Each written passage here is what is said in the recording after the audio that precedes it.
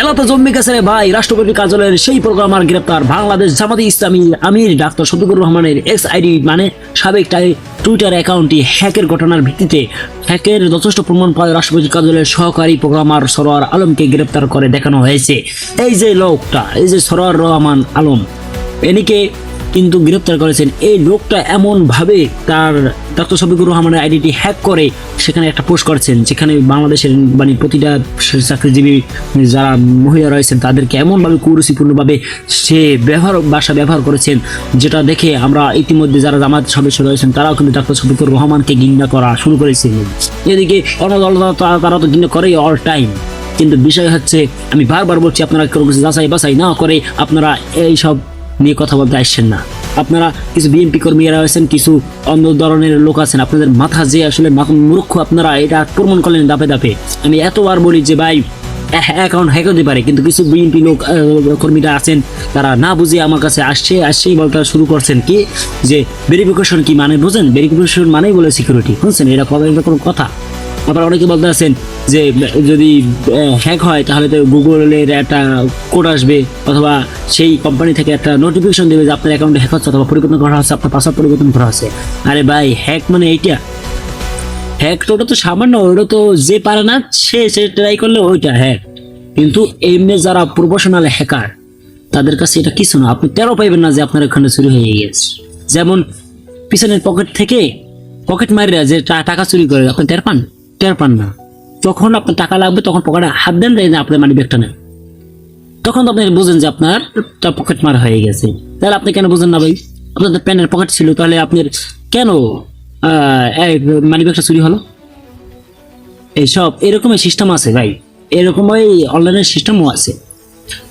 ID আপনার password ব্যবহার করে যদি আমি এখানে ভিতরে ঢুকি, আপনি ধরতে পারবেন না যে আপনার ভিতরে আমি ঢুকছি, কোনো সুযোগ নেই। আপনি তাই পাবেন না, আপনার মোবাইলেও চলবে, আমার মোবাইলেও চলবে আপনার অ্যাকাউন্ট।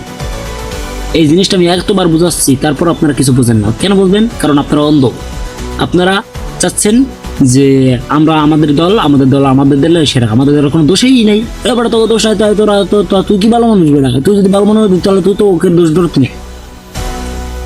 দল করো বেশ ভালো কথা ভাই, দলের পিছনে সময় দাও, কোনো সমস্যা নাই। কিন্তু বিষয় হচ্ছে এমন দল করো না যাতে মানুষকে অপমান করা হয় এবং সত্য মিথ্যা তুমি যাচাই করা ভুলে যাও, এমন দল তোমরা করো না। এদিকে বুধবার 4 ফেব্রুয়ারি রাতে ডিএমপি মিডিয়া সেন্টারে এক সংবাদ সম্মেলনে বিষয়টি নিশ্চিত করেছেন ঢাকা মহানগরের গোয়েন্দা পুলিশের ডিবি অতিরিক্ত কমিশনার শফিকুল ইসলাম। তিনি জানান, জামাতের আমির ডাক্তার শফিকুর রহমানের এক্স হ্যান্ডেল হ্যাকের বিষয়ে সরোয়ার আলমের যথেষ্ট প্রমাণ আছে, এই কারণে তাকে গ্রেপ্তার করে দেখিয়েছেন ডিএমপি। তার মোবাইল, ল্যাপটপ সহ আরো কিছু সরঞ্জাম জব্দ করা হয়েছে। তিনি বলেন, রাষ্ট্রপতির কার্যালয়ে অনুমতি নিয়েই তাকে গ্রেপ্তার করা হয়েছে। জব্দ করা সরঞ্জামগুলো ফরেনসিক পরীক্ষা নিরীক্ষা করা হবে। তাই এছাড়া তদন্তের প্রয়োজনে জামাত আমির ডক্টর শফিকুর রহমানের মোবাইল ডিভাইসও ফরেনসিক পরীক্ষা করা হবে। এখানে কাউকে ছাড় দেখেন না বলছেন। এখন আপনারা যারা বলছেন যে টুইটার অ্যাকাউন্ট এরকম একজন মানুষ, তার অ্যাকাউন্টটা কিভাবে ভেরিফাই করা সেটা হ্যাক হবে, তাহলে ভাই আমার প্রশ্ন, 2009 সালে বারাক ওবামার অ্যাকাউন্ট কেন হ্যাক হয়েছিল? 2020 সালে জো বাইডেনের টুইটার অ্যাকাউন্টে কেন হ্যাক হয়েছিল? সেটার উত্তর আপনারা দেবেন। তারা তো অনেক বড় মাপের মানুষ, অনেক পাওয়ারফুল মানুষ, তাহলে তাদের অ্যাকাউন্টটা কেন হ্যাক হয়েছিল সেটার উত্তরটা অবশ্যই আপনারা দেবেন। হ্যাঁ, আপনারা দলের জন্য অন্ধ হয়ে গেছেন ভাই, এসব বাদ দেন, এসব এখনো বাদ দেন। আপনারা চিন্তা করেন আমরা ক্ষমতায় আসলে আমরা এরকম করবো ওইরকম করবো, কোনো রাজাকার কে দেয়? বেটা রাজাকার কেন? আমরা যারা এখন বর্তমানে যারা জামাত করে অথবা অন্য কোনো দল করে, তারা কি রাজাকার হয়ে যাবে? যদি রাজাকারে যদি মানতে চাও যে অন্য দলগুলো রাজাকার, এই যদি প্রশ্নটাই আসে, তাহলে আওয়ামী লীগ কি দোষ করেছিল? অবশ্যই আওয়ামী লীগের তো বাংলাদেশ আনা দরকার, কি দরকার না? যদি রাজাকার করো আর 1971-কে যদি ধারণ করো, তাহলে অবশ্যই আওয়ামী লীগ এই দেশে থাকবে, তারাও এই ভোটে অংশগ্রহণ করতে পারবে। কিন্তু তাদেরকে সরেসার বলে তাদেরকে কেন তাড়ানো হচ্ছে? তাদেরকে কেন দেশ থেকে ত্যাগ করা হচ্ছে? যদি একাত্ম ধারণ করো, যদি স্বাধীনতার ঘোষক হিসেবে যদি জিয়াউর রহমানকে তোমরা যদি মানো, তাহলে স্বাধীনতা সংগ্রামের ডাক হিসেবে শেখ মুজিবুরকে কেন তোমরা মানবা না? স্বাধীনতার যুদ্ধের পরে যখন শেখ মুজিবুরকে যখন দেশে আনা হয়েছিল, তখন তাকে কেন সেলিউট জানানো হয়েছিল? এই প্রশ্নটা অবশ্যই বলবেন। তখন তো জিয়াউর রহমান ছিল কই? জিয়াউর রহমান তো শেখ মুজিবের বিরুদ্ধে যায়নি, তাহলে আপনি কেন গেলেন? হ্যাঁ, আপনারা শেখ মুজিবের নামই শুনতে পারছেন না, তাহলে আপনার গা জ্বলে। চলতেই পারে, কারণ তার মেয়ে যে অপকর্ম করছে, অপকর্ম তো করছে সব দলেই অপকর্ম করছে। আমি এখন জামাত করি, আমার জামাত যদি ক্ষমতায় আসে তাহলে জামাত বলো, আমি এখন বিএনপি করি, বিএনপি আসলে জিএমপি বলো, কারণ আমি তো দল করি, দলের জন্য আমার কাছে আমার দল ভালো। আওয়ামী লীগের কাছে আওয়ামী লীগের কর্মীদের দল বলো, তাহলে এটা নিয়ে আপনাদের এত মাথা ব্যথা কেন? তাই এইসব জিনিস বাদ দেন। আর বিশেষ করে আপনারা এই প্রতিহিংসা রাজনীতি ছেড়ে দিয়ে আপনারা সুন্দর মতো কিভাবে দেশটাকে এগিয়ে নিয়ে যায় সে চিন্তা করেন এবং দেশের জন্য কাজ করেন। এবং অন্ধ হয়েন না ভাই, এখনো বলছি, কারণ অন্ধ হলে আপনি যেদিন বিপদে পড়বেন সেদিন আপনার পিছনে কেউ থাকবে না, আপনার পাশে তো পাইবেন না, পিছনে তো দূরের কথা।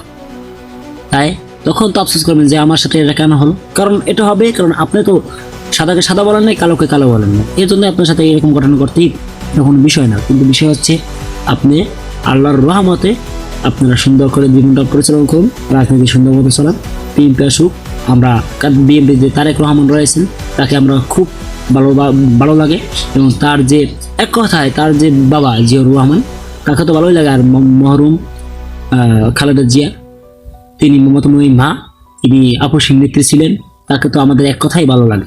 কিন্তু বিষয় হচ্ছে আপনারা এমন কোনো কাজ করেন না যাতে শেখ হাসিনা যেমন তার বাবার নামটা ডুবিয়ে ফেলেছেন, ঠিক তেমনি আপনাদের এই মমতাময়ী মা খালেদা জিয়া, এই যে জিয়াউর রহমান তিনি ছিলেন, তার নামটা আপনারা ডুবাইয়েন না।